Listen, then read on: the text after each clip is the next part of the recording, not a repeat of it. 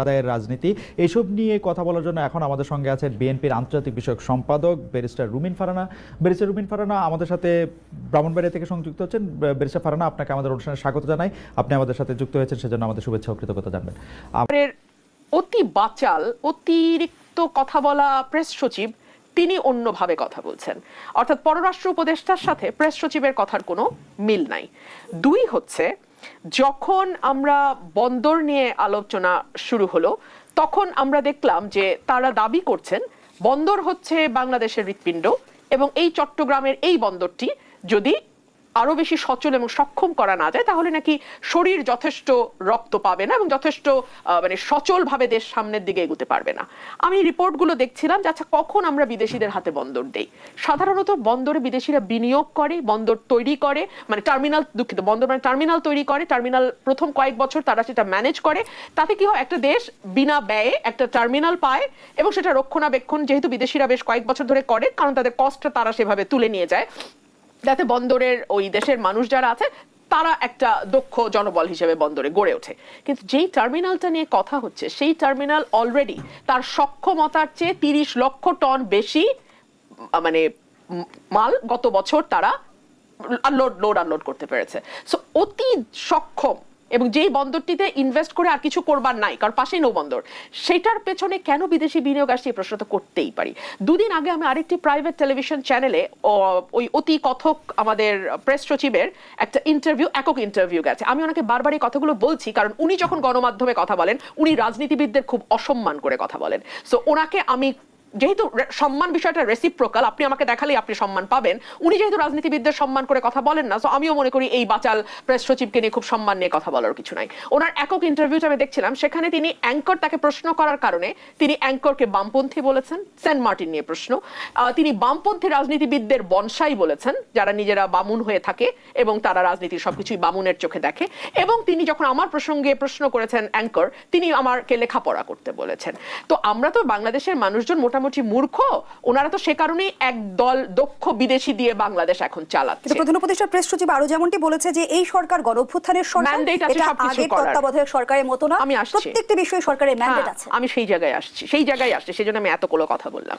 তো এই বাচাল প্রেস সচিবের কাছে আমি অশিক্ষিত। সেন্ট মার্টিন নিয়ে প্রশ্ন করার কারণে ওই অ্যাঙ্কর হচ্ছেন বামপন্থী আর বামপন্থীরা হচ্ছেন বনসাই। তো আমি ওনার জ্ঞাতার্থে জানাই যে কথাটি উনি বলেছেন, উনি তো অনেক পড়াশোনা নিশ্চয়ই করেন, না হলে ওনার বাকি সবাইকে মূর্খ কেন মনে হয়? উনি কি জানেন ওনার সোর্স অফ পাওয়ার কি? উনি তো পাওয়ারটা খুব এনজয় করছেন, ওনাকে দেখলেই বোঝা যায়, কিন্তু উনি কি জানেন ওনার সোর্স অফ পাওয়ার কি?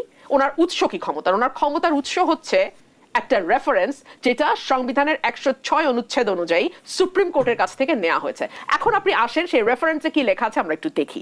সেই রেফারেন্সে লেখা আছে, এমত অবস্থায় গণপ্রজাতন্ত্রী বাংলাদেশের সংবিধানে অন্তর্বর্তীকালীন সরকার গঠনের কোনো বিধান না থাকায়, যেহেতু অন্তর্বর্তীকালীন সরকার গঠনের কোনো বিধান নাই, কেয়ারটেকার গভর্নমেন্টের প্রভিশন সংবিধান থেকে হাসিনা তুলে দিয়েছে, উল্লেখিত প্রশ্নের বিষয়ে বাংলাদেশ সংবিধানের 106 অনুচ্ছেদে প্রদত্ত উপদেষ্টামূলক এখতিয়ার প্রয়োগ করে বাংলাদেশ সুপ্রিম কোর্টের আপিল বিভাগ এই মতামত প্রদান করছে যে রাষ্ট্রের সাংবিধানিক শূন্যতা পূরণে জরুরি প্রয়োজনে মহামান্য রাষ্ট্রপতি রাষ্ট্রের নির্বাহী কার্য পরিচালনার নিমিত্তে, অন্য কোনো কাজ না, ডে টু ডে নির্বাহী কাজ, এক্সিকিউটিভ ডিউটি পালনের জন্য অন্তর্বর্তীকালীন ব্যবস্থা হিসেবে প্রধান উপদেষ্টা এবং অন্যান্য উপদেষ্টাদের নিযুক্ত করিতে পারিবেন।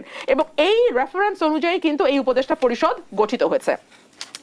আমাদের উপদেষ্টাদের আপনি মন্ত্রী এবং প্রধান উপদেষ্টাকে আপনি প্রধানমন্ত্রী বলতে পারবেন কিনা সেইটা নিয়ে একটা প্রশ্ন আছে। এই সরকার আসার পর একটা অধ্যাদেশ করেছিল, সেই অধ্যাদেশে সরকার বলেছিল যে প্রধানমন্ত্রীর দায়িত্ব হচ্ছে প্রধান উপদেষ্টা এবং অন্যান্য উপদেষ্টারা মন্ত্রী পদমর্যাদার হবেন। সেই অধ্যাদেশটা কোনো এক অজানা কারণে চাপা পড়ে গেছে। অজানা কারণটা কি জানেন? অজানা কারণটা হচ্ছে বাংলাদেশের সংবিধান অনুযায়ী মন্ত্রী তো দূরেরই কথা, আপনি সংসদ সদস্য বা এমপিও হতে পারবেন না যদি আপনি বিদেশি নাগরিক হন। এই সরকারের উপদেষ্টা পরিষদ, তার এক্সটেন্ডেড ভার্সন আমাদের নিরাপত্তা উপদেষ্টা, যেই পদটা বাংলাদেশে কোনোদিন ছিলই না, সেটাকে তৈরি করা হয়েছে, এরা প্রত্যেকে অন্তত 12 থেকে 14 জন বিদেশি নাগরিক আছে। নিরাপত্তা উপদেষ্টা ইতিমধ্যে সেই অভিযোগ নাকচ করেছেন। উনি কি বলেছেন?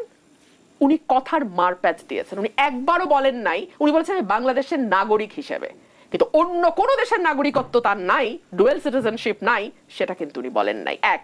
দুই হচ্ছে, আমাদের সেই অতি বাচাল প্রেস সচিবকে এই প্রশ্ন করা হয়েছিল, বারবার করা হয়েছিল।